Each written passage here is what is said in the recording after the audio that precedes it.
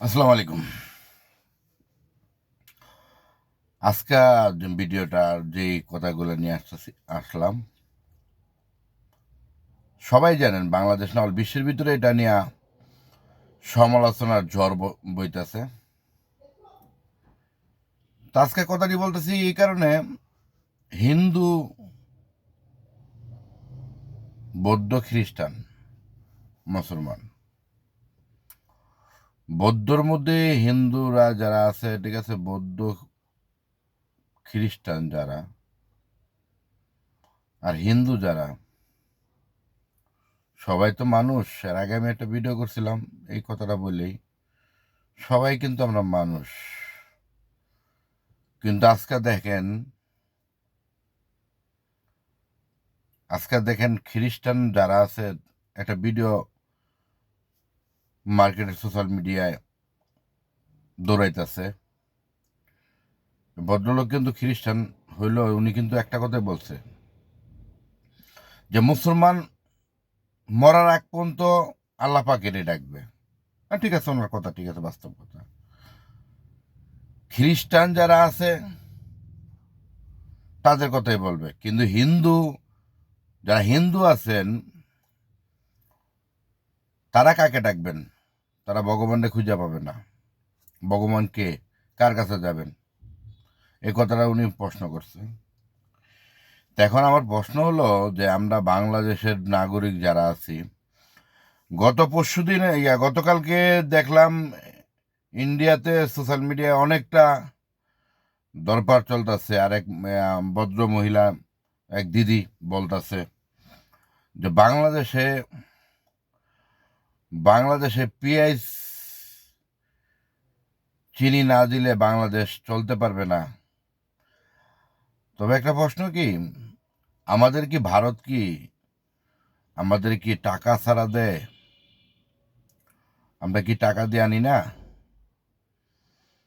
আরেক ভদ্রলোক বলছেন যে ইন্ডিয়াতে চিকিৎসা করার জন্য যাইতে না করছেন, দিল্লি চিকিৎসা করতে যাইতে না করছেন, পাকিস্তান লাহোরে যাইতে গেছে রে, লাহোরে পাকিস্তানে যেতে গেছে, করাচি লাহোরে। এখন করাচি যাবে না কোথায় যাবে? আর আমি যদি নাই যাব, আর ইন্ডিয়া কি আমাকে কি টাকা ছাড়া কি চিকিৎসা করে? আর ইন্ডিয়া যদি আমি না যাই, তো লসটা হবে কার? ইন্ডিয়ার, বাংলাদেশের না।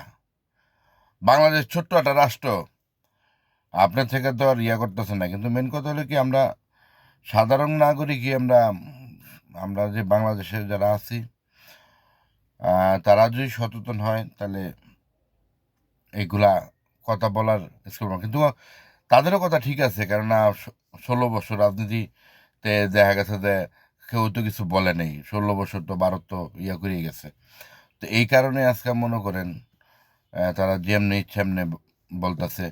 আর যারে আমাদের যে জিনিসটা নিয়ে আজকে তোলপাড়, ঠিক আছে, সাংবাদিক হ্যাঁ, তো মারা গেল, কিন্তু ওনার কি দোষ ছিল?